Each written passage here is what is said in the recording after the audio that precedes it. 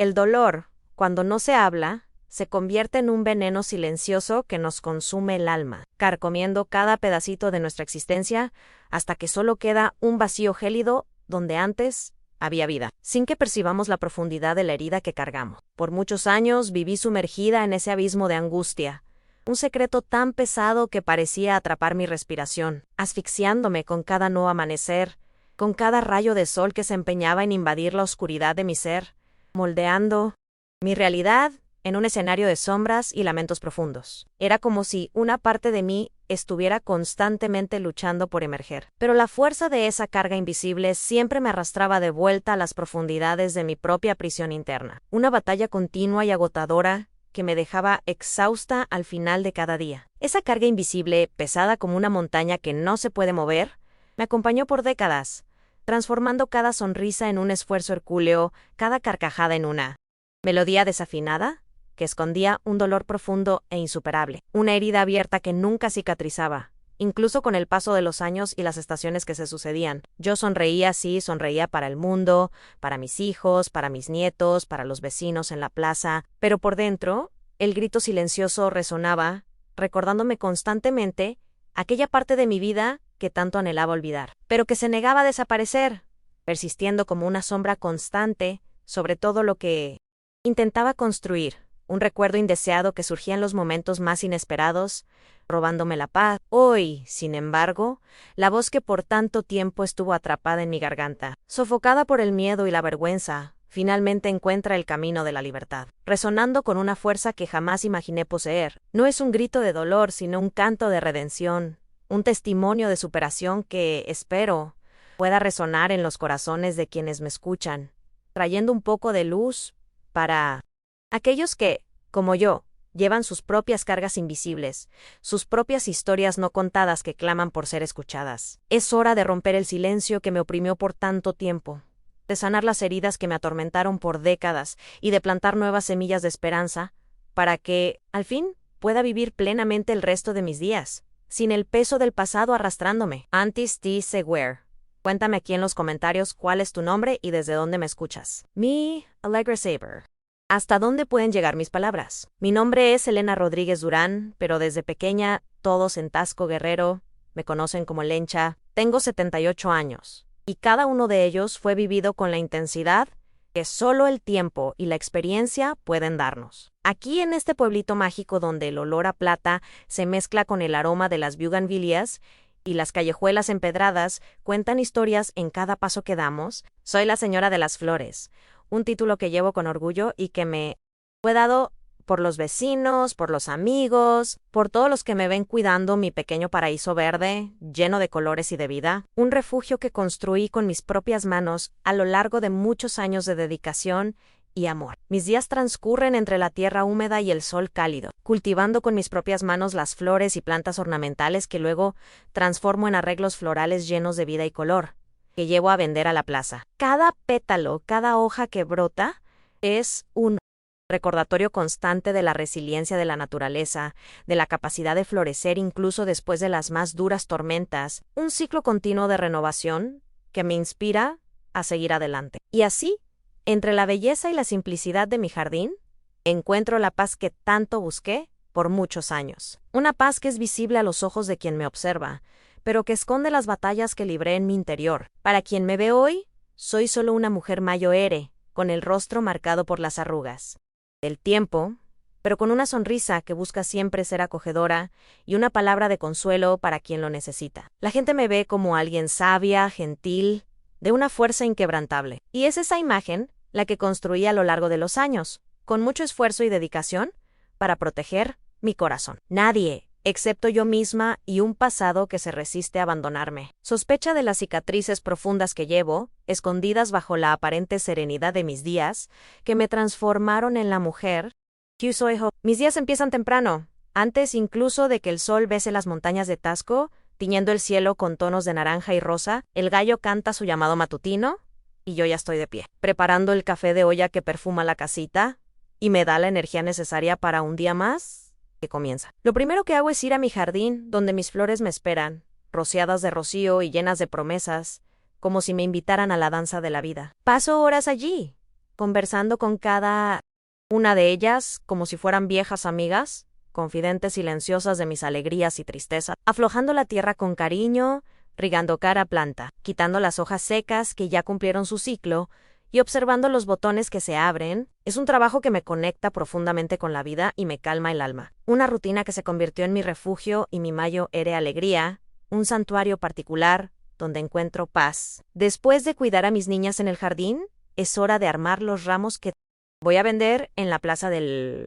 pueblo. Elijo los colores con un cariño inmenso, pensando en quién se llevará cada uno de ellos, y cómo esas flores vibrantes llevarán un poco de alegría y belleza a la casa de alguien, esparciendo sonrisas y buenos sentimientos. Cada arreglo está hecho con mis propias manos, con la delicadeza y el afecto de quien sabe el valor de un gesto simple, pero cargado de significado. Y así, con la canasta llena de belleza y esperanza, salgo para la plaza principal, donde encuentro los rostros conocidos y las conversaciones que calientan el corazón, y me hacen sentir parte de algo más grande, una comunidad que me acoge y me hace sentir viva. En la plaza, el movimiento empieza temprano, con la agitación típica de un mercado. Los niños corren y juegan libremente, sus risas resonando en el aire. Los vendedores anuncian sus productos con voces animadas. Y yo, allí, en mi rinconcito, soy la señora de las flores que todos conocen y respetan. Un rostro familiar en medio de la multitud. La gente se detiene para conversar, para pedir consejos sobre plantas o a veces sobre la vida, compartiendo sus preocupaciones y alegrías conmigo. Intercambio risas, historias y a veces algunas lágrimas, porque la vida es así, hecha de encuentros y desencuentros, de alegrías y tristezas que se entrelazan. Me gusta escuchar las historias de la gente, sentir que, de alguna forma, mis palabras y mis flores pueden traer un poco de consuelo y luz a sus días. Y la noche llega mansa y serena. Después de un día de trabajo arduo y de muchos intercambios significativos con la comunidad, vuelvo a casa, cansado físicamente, pero con el corazón rebosante de gratitud por las pequeñas alegrías del día. Participo activamente en las festividades locales, voy a misa en la iglesia los domingos, ayudo en los eventos parroquiales, soy parte activa de la comunidad, contribuyendo al bienestar de todos. Mi vida, aparentemente, parece serena y plena, construida sobre pilares de respeto y cariño mutuo, una red de afectos que me sostiene y me da fuerza. Pero, detrás de esa fachada de paz, existe una historia, una parte de mí que nadie conoce, un secreto guardado bajo 7 llaves, que ahora, con la valentía que la vejez me trajo y la fuerza que encontré en mí misma, estoy lista para desvelar y compartir con el mundo. Yo era solo una niña, en los años 50, un tiempo tan diferente al de hoy, en un pequeño pueblo rural aquí en Guerrero, donde la vida seguía a un ritmo propio y las tradiciones eran las leyes que regían nuestro día a día. Mi infancia estuvo marcada por la rigidez de una familia tradicional y profundamente católica, donde la pobreza era nuestra compañera constante, pero la fe, o lo que mi madre llamaba fe, parecía ser lo único que realmente importaba, por encima de todas las necesidades y anhelos humanos. Mi casa era humilde, hecha de adobe, y el olor a maíz molido y tierra mojada era el perfume que envolvía mis días, un aroma que aún hoy me trae recuerdos, algunos dulces, otros amargos, de un tiempo que ya no existe y que moldeó quién soy. Mi padre, don Pedro, era un hombre de pocas palabras, pero de gran presencia. Su figura imponente llenaba cualquier ambiente con una autoridad natural, un trabajador incansable, con las manos callosas por la labor en el campo y la mirada que, aunque seria y a veces distante, siempre me transmitía seguridad y la certeza de que él estaría allí para protegerme. Yo lo veía como mi héroe, mi protector, el pilar inquebrantable de nuestra familia, alguien en quien yo confiaba ciegamente, y cuyo silencio era más elocuente que cualquier discurso pronunciado en voz alta. Él era la roca en medio de las tormentas, la fuerza que nos mantenía de pie, incluso cuando todo parecía desmoronarse a nuestro alrededor, y el amor que sentía por él era inmenso e incondicional, un refugio seguro en medio de las incertidumbres de la vida. Mi madre, doña Marta, era la personificación de la sumisión y la devoción. Religiosa, o así se presentaba al mundo y a sí misma, viviendo bajo un manto de religiosidad extrema. Una mujer que imponía la disciplina con fervor casi fanático, con un rosario siempre en las manos y una preocupación constante por la salvación del alma, más que por el bienestar de sus hijos aquí en la tierra. como si la vida terrenal fuera solo una prueba para la eternidad. Ella vivía para la iglesia, para los santos, para lo que llamaba voluntad de Dios, y eso muchas veces nos dejaba en segundo plano, como si nuestra existencia fuera solo un detalle ante la grandeza divina, y su fe, una barrera infranqueable entre nosotros. La educación de nosotras, las niñas, era vista como algo secundario, una distracción innecesaria para nuestro papel predestinado en el hogar. Mi ida a la escuela fue abruptamente interrumpida antes incluso de que pudiera aprender mucho, para que me dedicara a las tareas domésticas y al cuidado de mis hermanos menores, un destino común para las chicas de mi época nací era la vida para las mujeres en lavar, cocinar, limpiar, cuidar, todo bajo la vigilancia constante de mi madre y los ojos curiosos de la comunidad, donde la reputación y el honor de una familia eran bienes innegociables, más valiosos que la propia vida y el futuro de sus hijas. Yo, una niña, sin voz, sin elección, aprendía desde temprano que mi destino estaba trazado y que la obediencia ciega era la única virtud esperada de mí. En esa casa de fe y sacrificios, donde la devoción era una regla y la vida simple, una constante, fue donde el lobo encontró su brecha, donde el veneno comenzó a esparcirse, lenta, sigilosamente, poco a poco. Las visitas del Padre, antes vistas como bendiciones divinas, se convirtieron en preludios de una pesadilla que yo, en mi inocencia de niña, no lograba nombrar ni comprender, pero que ya me causaba escalofríos inexplicables. Era demasiado pequeña para entender la maldad que se escondía bajo el manto de la santidad, la perversión que se disfrazaba de devoción, y la oscuridad que se anidaba en el corazón de quien debería guiarnos a la luz, transformando lo que debería ser sagrado en algo profano y aterrador. Yo tenía apenas 12 años cuando la oscuridad comenzó a deslizarse dentro de mi vida, disfrazada bajo la sotana y la sonrisa del padre Ricardo, una figura que, para mí y para toda la comunidad, representaba la bondad y la fe. Él era una figura central en la vida de mi familia, un pilar de la comunidad de Tasco, respetado por todos por su sabiduría y su piedad, un hombre carismático que parecía exhalar bondad por cada poro. El padre frecuentaba nuestra casa con la intimidad de un pariente cercano, casi un tío querido, y mi madre lo reverenciaba con una devoción que rozaba la adoración. Una fe ciega que me asustaba incluso sin que yo entendiera el porqué, pero que me impedía cuestionar su presencia constante. Al principio, eran solo toques sutiles, casi imperceptibles, que nadie más que yo notaría, manos que se demoraban demasiado en mi espalda mientras yo ayudaba en la cocina, una caricia en el cabello que parecía un poco forzada, un abrazo que me apretaba más de lo necesario, causándome un malestar que no lograba nombrar. Pequeños gestos que me causaban un escalofrío extraño, una incomodidad que no lograba verbalizar, pero que me hacían retroceder instintivamente, buscando una forma de alejarme. Pero, para mi madre, y para los ojos de todos, él era solo el padre bondadoso, el hombre de Dios que bendecía nuestra casa con su presencia y sus oraciones, y yo era solo una niña demasiado sensible, con los nervios a flor de piel. Las visitas del padre se hicieron más frecuentes,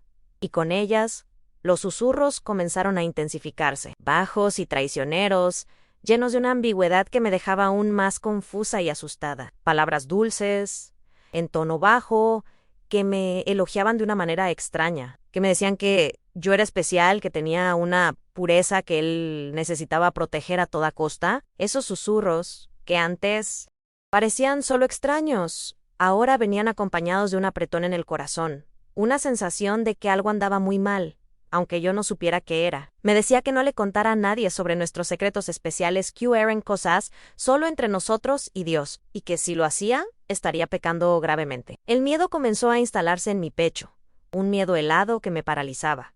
Me impedía hablar, reaccionar, sentía un nudo en la garganta, un peso en el estómago cada vez que lo veía.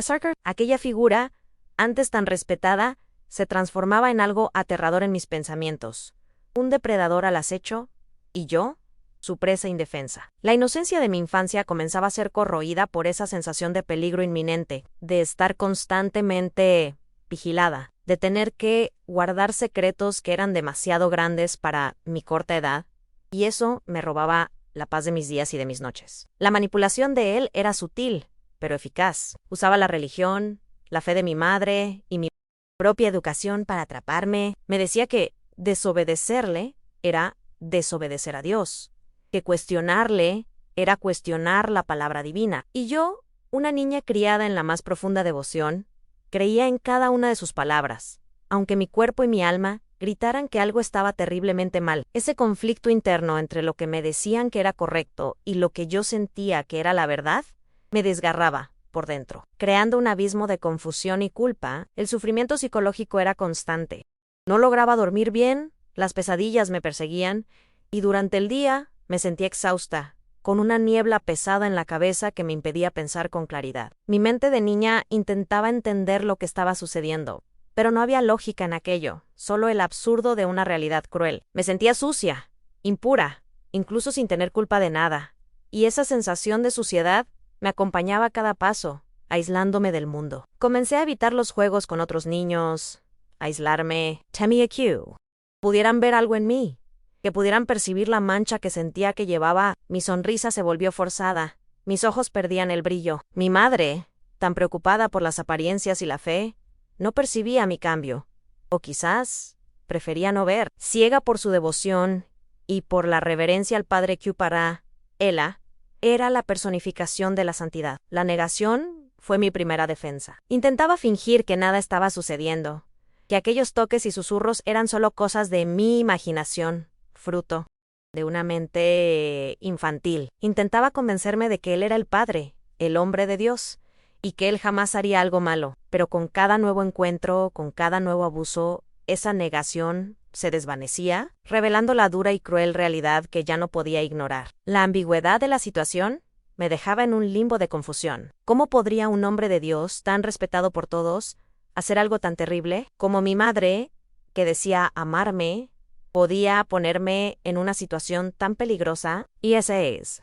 Preguntas sin respuesta me atormentaban día y noche, robándome la paz y la capacidad de confiar en las personas, especialmente en aquellas que debían protegerme y guiarme. Esa escalada de miedo, manipulación y sufrimiento me preparaba para lo peor, sin que yo lo supiera. Cada toque, cada susurro, cada mirada de él era un paso más hacia el abismo, un abismo que yo no veía, pero que ya me esperaba. Estaba atrapada en una telaraña invisible, sin fuerzas para luchar, sin voz para gritar, una niña indefensa ante un poder avasallador, tanto religioso como familiar. Si conoces a alguien que haya pasado por algo similar, comparte esta historia. Quizás les dé fuerzas, como me habría dado a mí en aquella época. Fue una tarde sofocante de verano, cuando el aire en Taxco parecía pesado, y la promesa de lluvia no se cumplía, dejando un calor bochornoso en el ambiente, que la pesadilla se concretó. Mi madre, con su tono de voz habitual de quien no aceptaba cuestionamientos y que siempre se mostraba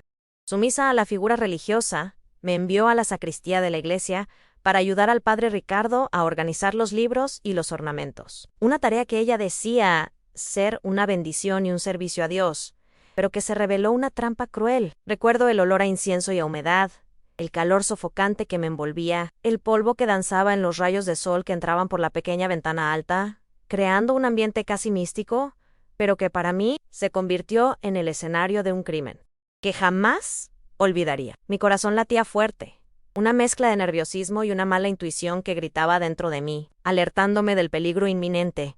Pero yo era solo una niña, paralizada por el miedo, y no sabía cómo reaccionar o protegerme en ese momento, atrapada en una situación que me era completamente extraña y aterradora. Fue allí, en aquel lugar que debería ser sagrado, donde él me aprisionó en un tormento que robó no solo mi pureza infantil, sino también mi voz, y por mucho tiempo, mi fe y la creencia en cualquier cosa que fuera pura y buena en este mundo. Sentía mis manos heladas, el cuerpo tembloroso, pero mis piernas parecían pegadas al suelo, incapaces de moverse, de correr, de huir de aquel horror que se desarrollaba ante mis ojos y sobre mi cuerpo, subyugada por su fuerza. La imagen del padre Ricardo, que antes representaba bondad y respeto para toda la comunidad, se transformó en un monstruo en mi mente, y su mirada, antes de un padre espiritual, se volvió un abismo de maldad que me tragaba por completo, quitándome el aire. Lo que sucedió allí, en las sombras de la sacristía, resonó por décadas dentro de mí, una melodía macabra que no dejaba de sonar,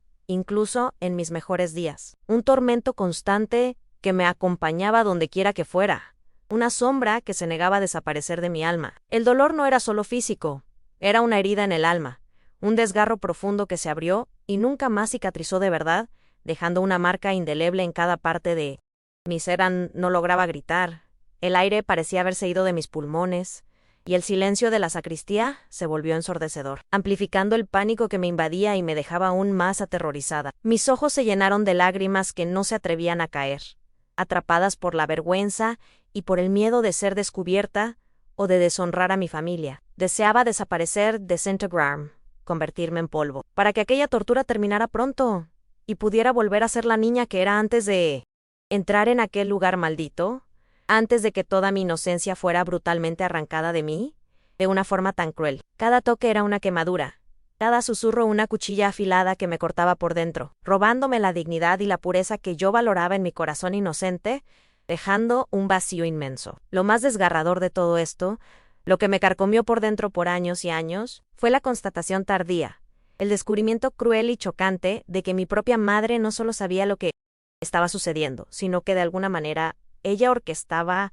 los encuentros. La recuerdo mandándome a la iglesia con las excusas más descabelladas, siempre diciéndome que ayudara al padre, que fuera servicial, usando la fe como una herramienta de manipulación y un escudo para sus propias intenciones. Ella me empujaba a los brazos de aquel lobo con piel de cordero, bajo la justificación de cumplir la voluntad de Dios, o quizás, y esto es lo que más me duele pensar y me causa revuelta, para obtener algún tipo de beneficio, prestigio o favor para la familia, sacrificando a su propia hija en nombre de intereses mezquinos y egoístas. Esa revelación tardía fue un golpe aún más duro que el propio abuso, pues venía de la persona que debía protegerme y amarme incondicionalmente, causando un dolor indescriptible en mi corazón. La confusión era inmensa, una niebla densa que oscurecía mi mente, y me impedía ver con claridad cualquier salida a aquella situación. Desesperante, como una madre ¿podría hacer eso con su propia hija? ¿Entregarla a un destino tan cruel como la fe, que debía ser una guía para el bien y la salvación? ¿Podía ser distorsionada de una forma tan perversa y cruel, al punto de justificar un acto tan horrendo y cobarde? Yo no tenía respuestas, solo un vacío en el pecho y un dolor que parecía desgarrar mi alma en pedazos, dejándome completamente desamparada. La culpa se instaló en mí como una enfermedad, convenciéndome de que, de alguna manera, yo era responsable de aquello, que yo había hecho algo para merecer tal castigo, y que la culpa era toda mía, una falla inherente a mi ser. La voz del padre resonaba en mis pensamientos, diciéndome que yo era sucia, impura, y que Dios nunca más me perdonaría, alimentando mi autoflagelación y mi tormento. La vergüenza era un manto pesado que me cubría, haciéndome querer desaparecer, esconderme de todos, incluso de mí misma, de quien me había convertido después de aquel evento traumático. Me sentía sucia, manchada, y creía que todos podían ver la suciedad en mí, aunque yo guardara el secreto bajo 7 llaves, sin atreverme a compartirlo con nadie, con miedo al juicio y a la condena. La pureza que me fue robada se llevó también mi capacidad de mirar a las personas con la misma inocencia de antes, y me hizo desconfiar de todos, especialmente de aquellos que se presentaban como hombres de Dios, o como protectores, pues la traición vino de donde menos esperaba, dejando una marca indeleble en mi confianza y en mi percepción del mundo. Me veía impotente ante la autoridad del padre y la complicidad silenciosa de mi madre, sin tener a dónde correr o a quién pedir ayuda. No había a quién recurrir. ¿Quién creería la palabra de una niña contra la de un padre tan respetado en la comunidad? ¿Alguien con tanto poder e influencia sobre las mentes y corazones de todos? ¿Quién osaría cuestionar la fe inquebrantable de mi madre y su devoción incuestionable a la iglesia? Yo estaba sola en un mundo donde la voz de la niña no tenía valor y la autoridad de los mayores era incuestionable. Una pared infranqueable que me impedía buscar justicia o siquiera ser escuchada. El miedo me paralizaba, me impedía gritar, pedir ayuda, defenderme, condenándome a un silencio forzado y doloroso, una prisión sin rejas. Esta experiencia traumática corroyó mi salud mental de forma profunda, dejando secuelas que me acompañarían toda la vida, como fantasmas que se negaban a irse. Las crisis de ansiedad se convirtieron en parte de mi día a día, con el corazón latiendo desacompasado y el aire faltándome, como si estuviera reviviendo aquel momento a cada instante. Una sensación sofocante que me robaba el aliento y la paz. El insomnio se volvió mi compañero nocturno, con la mente trabajando sin parar, revolviendo cada detalle, cada toque, cada susurro, impidiéndome encontrar la paz del sueño y el descanso que mi cuerpo y mi mente tanto anhelaban. condenándome a noches en vela y llenas de tormento y oscuridad. Pasaba las noches en claro, llorando en silencio, para que nadie oyera mis lamentos, para que mi secreto siguiera guardado y no trajera más desgracia a mi familia, para que la vergüenza no cayera sobre todos nosotros. Las lágrimas mojaban la almohada, pero no lavaban el dolor de mi alma, que parecía sangrar internamente. Cada lágrima era un testimonio de mi impotencia, de mi soledad, de mi agonía silenciosa, de un sufrimiento que yo cargaba sola. Me sentía atrapada en un laberinto oscuro, sin salida, sin luz, sin esperanza de encontrar un camino para salir de aquella pesadilla que se había vuelto mi realidad y que me consumía con cada nuevo amanecer, con cada nuevo día que nacía, sin tregua. Desarrollé una profunda desconfianza en relación con las figuras de autoridad, especialmente las religiosas,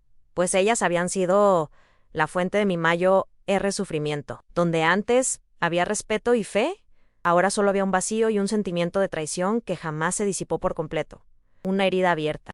En mi capacidad de confiar, la imagen del Padre Anchi sagrada o intocable se transformó en un símbolo de hipocresía y maldad, una mancha indeleble en mi percepción de lo sagrado, que me hacía cuestionar la propia bondad divina. Y cada vez que veía una sotana, mi cuerpo entero se encogía, reaccionando al trauma que estaba grabado en mi memoria, una reacción que yo no lograba controlar, un reflejo condicionado al dolor que había experimentado, un recordatorio constante de lo que había sufrido y de la traición que había sentido. El peso del secreto era abrumador, una carga que yo llevaba sola, en silencio, sin poder compartir con nadie el fardo que me aplastaba y me impedía vivir plenamente. Vivía con el miedo constante de ser descubierta, de que la verdad saliera a la luz y la deshonra cayera sobre mi familia, manchando nuestro nombre y nuestra reputación en la comunidad, que tanto apreciaba las apariencias. La vergüenza era tan grande que prefería callar a convivir con la posibilidad de ser juzgada, de ser señalada en la calle, de ser vista como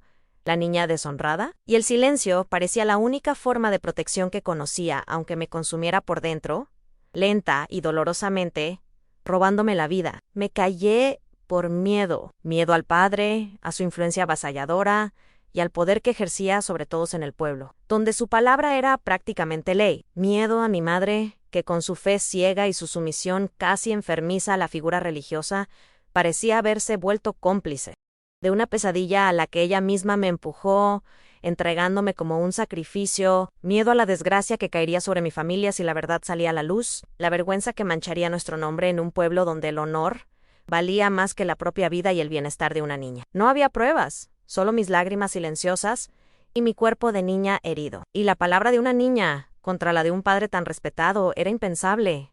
Nadie me creería, y el costo social sería insoportable. Una carga que yo no podría llevar sola. Aún así, incluso en el silencio que me consumía día tras día, encontré pequeñas formas de resistencia, de terquedad, que brotaban en el fondo de mi alma. Escondida, por la noche, cuando todos dormían profundamente y la casa quedaba en silencio, yo estudiaba. Leía los pocos libros que conseguía, pedazos de periódicos viejos, lo que cayera en mis manos y pudiera traerme algún conocimiento. Aprendí a leer y a escribir mejor que la mayoría de las niñas de mi edad, que apenas sabían firmar su nombre. Era un acto de rebeldía silenciosa, un soplo de libertad en medio de la prisión en que se había convertido mi vida. Un secreto que me daba fuerza para continuar, para no entregarme a la oscuridad que me rondaba, un arma contra mi propia ignorancia y la de los demás. Soñaba con un futuro donde pudiera tener control sobre mi propia vida, donde pudiera tomar mis propias decisiones, sin el peso de la culpa, la vergüenza o el miedo aplastándome. Aquel era mi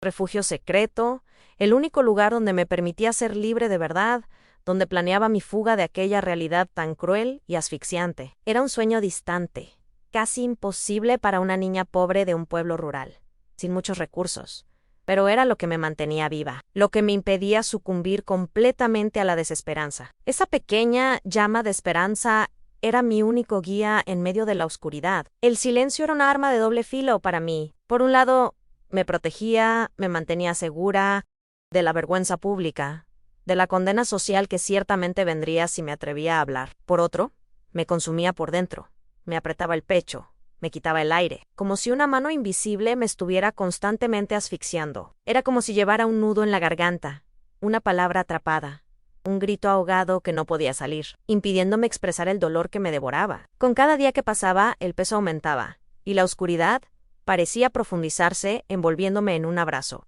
helado del que no lograba liberarme, un tormento sin fin. Buscaba el aislamiento, evitaba el contacto con la gente, principalmente con los hombres y con cualquier figura religiosa, que me causaban escalofríos y me traían recuerdos terribles. El toque, la mirada, la voz de un padre, todo me traía de vuelta aquel día en la sacristía, a la sensación de estar atrapada y sin salida, reviviendo el trauma repetidamente. Mi alma dolía constantemente y sentía que, para sobrevivir a aquel tormento, necesitaba alejarme, protegerme de cualquier cosa que pudiera reavivar la herida que tanto intentaba esconder y disimular del mundo exterior. Una herida que parecía nunca cicatrizar. Para el mundo exterior, yo seguía siendo la niña quieta y obediente, la hija ejemplar que ayudaba a la madre en las tareas de la casa y respetaba al padre, como se esperaba de mí. Nadie sospechaba del infierno que llevaba dentro, de la lucha diaria para mantener la cordura, para no desmoronarme completamente ante él.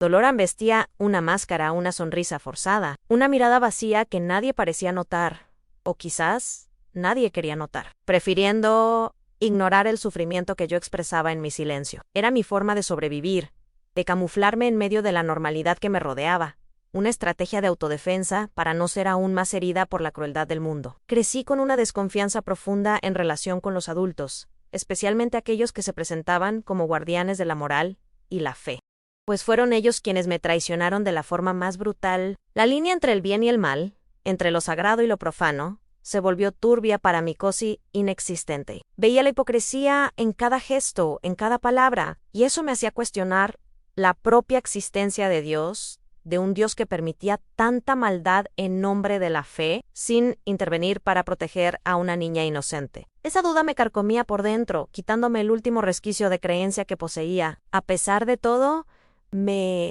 aferraba a la vida con uñas y dientes, con una fuerza que yo misma desconocía. Había en mí una fuerza interior, una terquedad latente, una voluntad inquebrantable de no dejarme vencer por la oscuridad que me rodeaba. No sabía cómo, pero sentía que necesitaba encontrar un camino, un propósito, algo que me hiciera sentir viva nuevamente, que me diera un motivo para continuar. Aquel pequeño brillo, aquella chispa de esperanza, era lo que me impedía rendirme, de hundirme del todo en la oscuridad que me rodeaba y que intentaba tragarme por completo, un faro en medio de la tormenta. Con el tiempo, la vida, terca como ella sola, siguió su curso y yo necesité seguir con ella, arrastrándome, pero siempre hacia adelante. Mickey Jovan, con un buen hombre que, a pesar de no saber de mis tormentos internos y de mis batallas silenciosas, me trajo un puerto seguro, un refugio de paz en medio del caos de mi alma. Él era simple, trabajador, y me veía con un cariño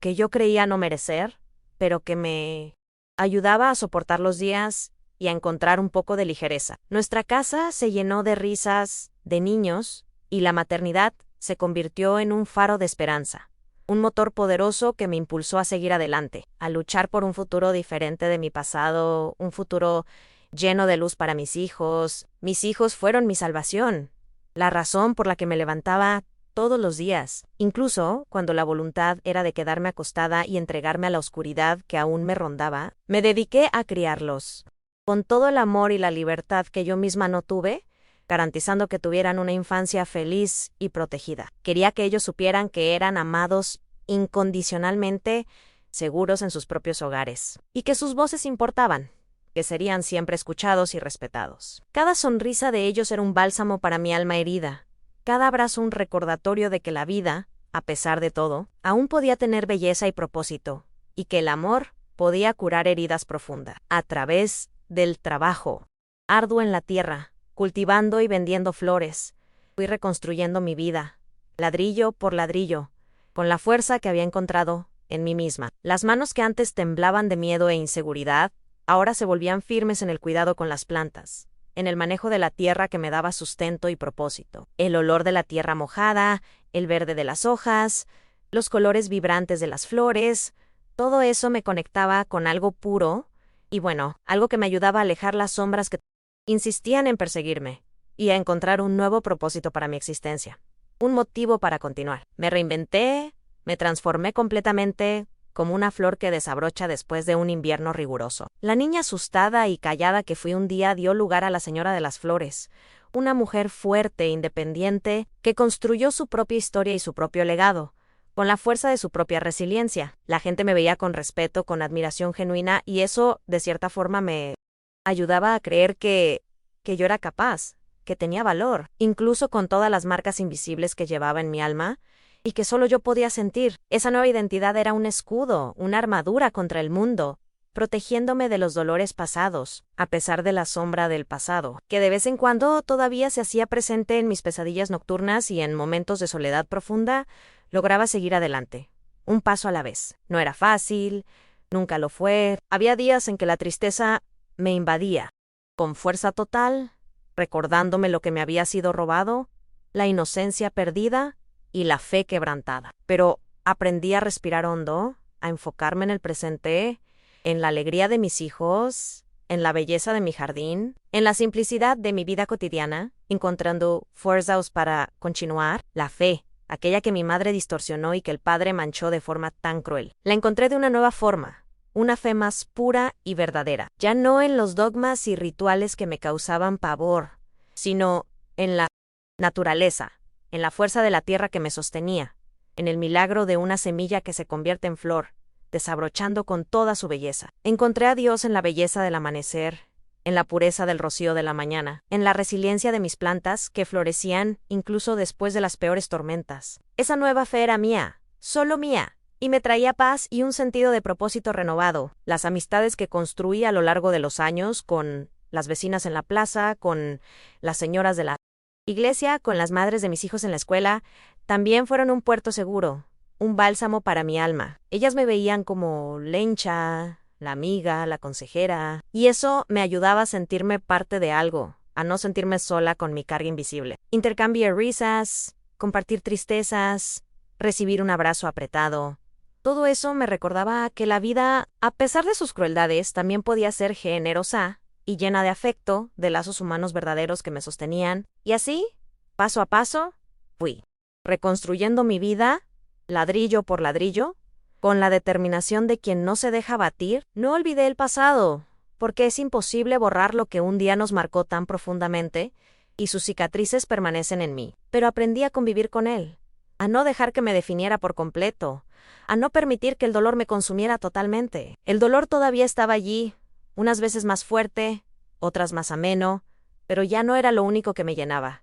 Yo era más que mi trauma. Yo era Lunch, la señora de las flores, y había sobrevivido y florecido. ¿Por qué romper el silencio ahora, después de tantos años guardando este dolor en el pecho? No es por venganza. Ya no es eso lo que me mueve, primeramente. Es un deseo profundo de liberación, sí, de librarme de esa carga que me acompañó por décadas, pero principalmente de protección, de alertar y guiar a otras almas para que no pasen por lo que yo pasé. Días atrás, vi un reportaje en la televisión sobre casos de abuso clerical, las víctimas contando sus dolores, sus vidas marcadas por traumas indelebles, y algo encendió una llama dentro de mí, una urgencia, una necesidad de hablar que parecía haber quedado dormida por mucho tiempo, pero que ahora clamaba por ser escuchada. Aquellas mujeres, sus voces sufridas, eran un espejo de mi propio dolor, y me mostraron que no estaba sola en esa batalla silenciosa, que mi historia podía resonar en la de ellas. Pero hay otro catalizador, uno que me trajo de vuelta un recuerdo vivido y doloroso que nunca me abandonó, un peso que aún siento en mi alma, la venganza feroz de mi padre. Años después de los abusos, cuando yo ya era una joven mujer intentando construir una nueva vida, mi padre, don Pedro, que siempre había sido un hombre de pocas palabras, un silencio que escondía un alma profunda y un corazón gigante, descubrió la verdad. No sé cómo se enteró. Quizás la intuición de padre que nunca falla, quizás un descuido de alguien que dejó escapar algo. Pero la verdad sobre él, padre Ricardo, más desgarrador aún, la complicidad de mi madre en todo este horror, salió a la luz para él, explotando como una bomba en su pecho. Recuerdo el día en que la furia silenciosa de don Pedro explotó, no en gritos o palabras duras, sino con una intensidad que asustó a todos, una fuerza contenida que finalmente irrumpió. Él, que era la personificación de la calma y la paciencia, se transformó ante mis ojos, movido por un dolor y una indignación que yo nunca había visto. A lo que sucedió después conmocionó a la comunidad y se convirtió en una leyenda susurrada en Tasco, un evento que marcó para siempre la historia de nuestro pueblo, un acto de violencia inimaginable contra el padre Ricardo, un ajuste de cuentas que vino de donde menos esperaba, que resultó en un fin trágico para el agresor y para mi padre, que pagó un precio demasiado alto por su furia y por su amor incondicional por mí, un sacrificio que me desgarra hasta hoy. La madre, doña Marta, por su parte, vivió el resto de sus días en un silencio sombrío y atormentado, como si la culpa y el remordimiento la hubieran consumido por completo, sin que ella jamás pronunciara una sola palabra sobre lo ocurrido, llevando su tormento a la tumba. Mi historia, la que vengo aquí a compartir con ustedes, no es solo sobre el abuso que sufrí, sino sobre las consecuencias devastadoras que se extendieron por generaciones en mi familia, marcando a todos de formas irreversibles. Es sobre cómo el silencio, el miedo y la violencia pueden corroer un alma, una familia entera, dejando marcas que el tiempo no borra, pero que necesitan ser confrontadas para que la cura pueda comenzar. Contar mi historia ahora es una forma de honrar la memoria de mi padre, de purgar el dolor que mi madre cargó en su silencio atormentado, y sobre todo de alertar a otras mujeres, otras familias. Es un grito, una advertencia sobre los peligros del abuso y del silencio cómplice, para que otras lenchas no tengan que vivir lo que yo viví, para que la verdad prevalezca sobre las mentiras y el dolor. Mi voz, que por tantos años estuvo callada y aprisionada en un abismo de miedo y vergüenza, ahora se alza no para culpar, ni para señalar con el dedo, sino para iluminar las sombras, para sacar a la luz verdades que durante mucho tiempo clamaron por ser reveladas. Es la voz de una mujer sabia, con la piel marcada por el sol y por las historias que la vida me impuso. Y con el alma que, a pesar de todo, se niega a ser vencida, pues. Llevo dentro de mí una fuerza inquebrantable que me permite seguir adelante. Revelé una verdad tan dolorosa, a pesar del costo personal,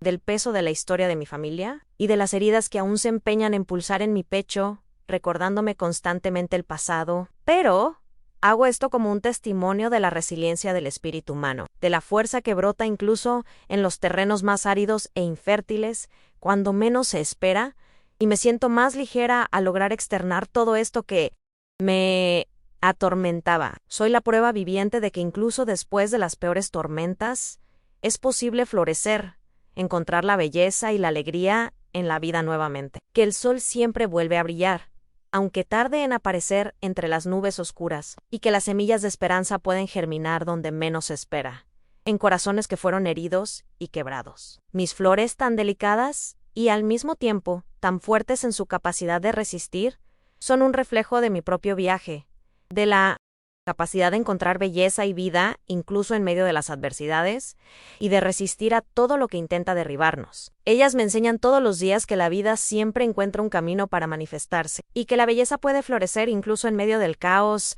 dándome un sentido de propósito. Mi historia no es un lamento por lo que se perdió o una búsqueda de piedad, sino un grito de alerta para el mundo. Un aviso para otras mujeres que, como yo, llevan sus propias cargas en silencio, para que no se dejen aprisionar por el miedo y la vergüenza que les impiden vivir plenamente, que encuentren la valentía para romper los silencios, para buscar ayuda y apoyo, para no callarse ante la injusticia y el dolor que las consume. Porque el silencio, lo aprendí de la forma más dura, es un veneno que corroe el alma, que nos aísla y nos impide curar las heridas, seguir adelante con dignidad y encontrar la paz que merecemos. Es también un abrazo de esperanza para todos los que me escuchan, en una invitación para que cada una encuentre su propia voz, su propio camino de liberación, cueste lo que cueste. Pues la libertad interior es el bien más precioso que se puede tener. No es fácil, lo sé, el camino es largo y doloroso, lleno de obstáculos y desafíos, pero la libertad que viene con la verdad, con la capacidad de expresarse sin miedo, es un bálsamo para el alma que compensa todo el sufrimiento. Y esa libertad no tiene precio. Es la cosa más valiosa que podemos conquistar.